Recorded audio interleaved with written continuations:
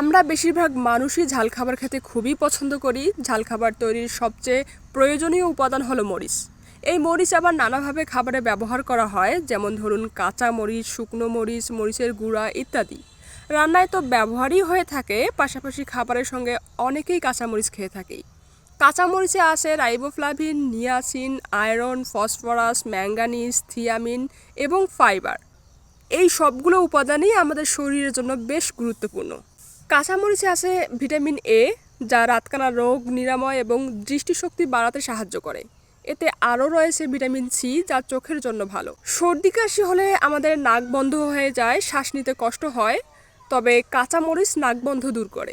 কাঁচামরিচ অ্যান্টিঅক্সিডেন্টে ভরপুর। নিয়মিত কাঁচামরিচ খেলে শরীরের ক্ষতিকারক উপাদানগুলো ধ্বংস হয়ে যায়, পাশাপাশি ক্যান্সারের সেল জন্ম নেওয়ার আশঙ্কা অনেকটাই কমে যায়। তাই ক্যান্সার থেকে বাঁচতে নিয়মিত কাঁচামরিচ খান।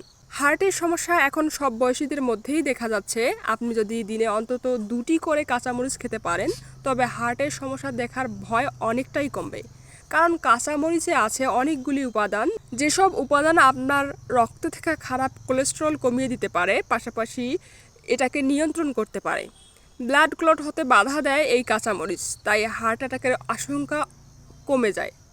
কাঁচামরিচ খেলে ঝাল লাগে কারণ এর ভিতরে রয়েছে ক্যাপসিসিন নামক একটি উপাদান, আর এই ক্যাপসিসিন আমাদের শরীরের বিভিন্ন উপকার করে থাকে।